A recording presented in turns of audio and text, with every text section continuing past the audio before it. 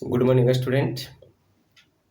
Now we are going to study first chapter of history, rise of nationalism in Europe.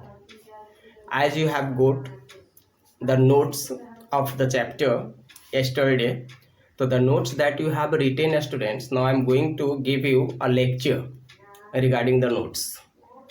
So as heading suggested, rise of nationalism in Europe means what? That in this chapter we are going to discuss that how nationalism emerged in Europe. ठीक है, but first of all we have to know the meaning of nationalism. Nationalism क्या है? कल notes में भी आप लोगों ने लिखा होगा कि it is a strong feeling of love affection toward own Motherland is called nationalism. ठीक है, तो देखेंगे कि यह नेशनलिज्म जो है वो यूरोप में किस प्रकार से आया, इस चैप्टर में हम लोग को डिस्कस करना है। तो as you open the chapter you find students there is the painting of Frederic Sorrieu that was drawn in 1848।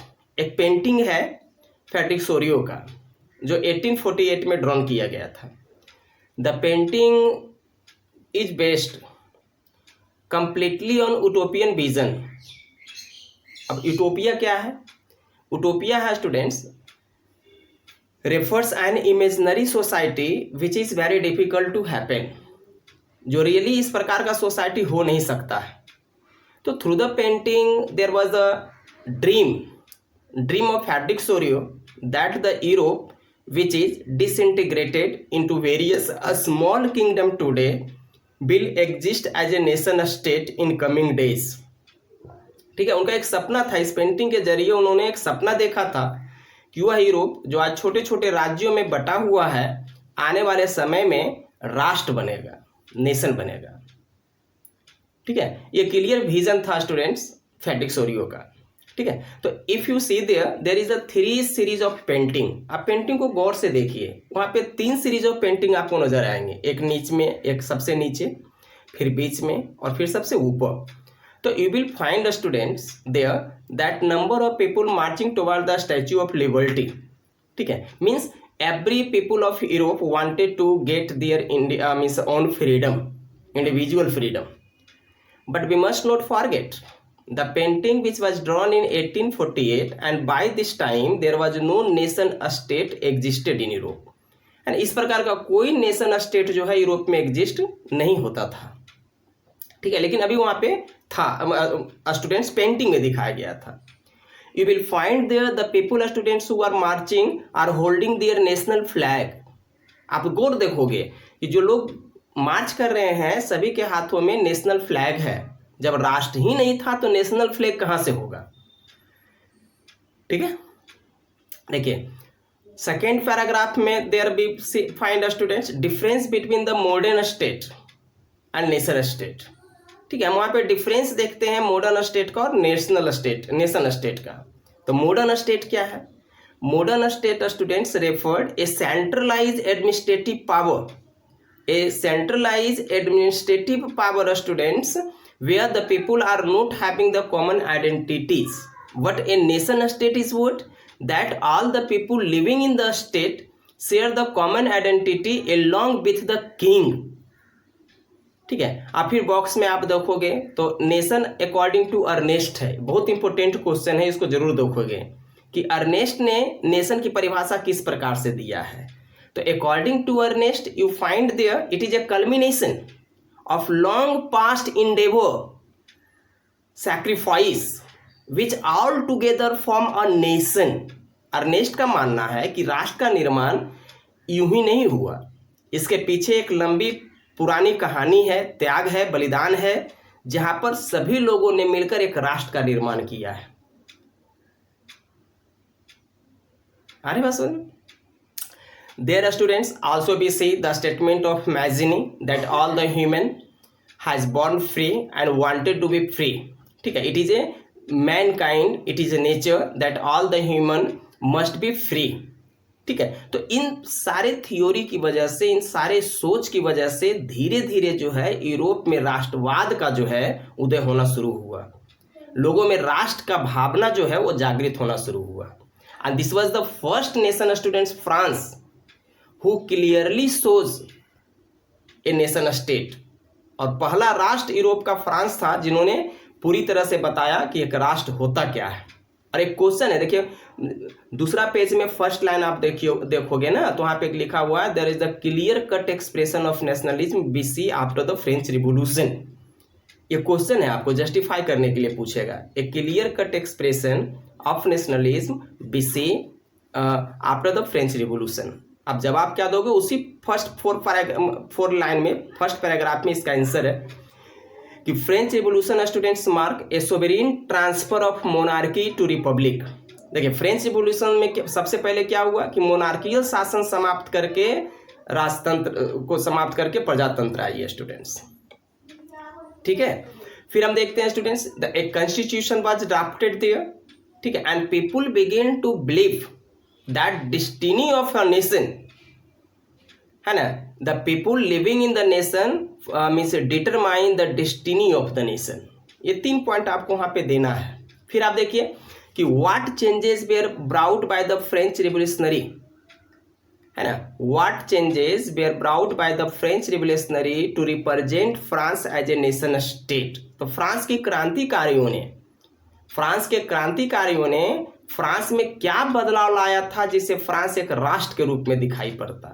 क्या बदलाव लाया, तो देखिए आइडिया ऑफ लॉ पार्टी एंड ली citizen means fatherland and motherland का आइडिया वहां पे डेवलप किया गया, नोट्स में दे दिया हूँ स्टूडेंट्स, ठीक है।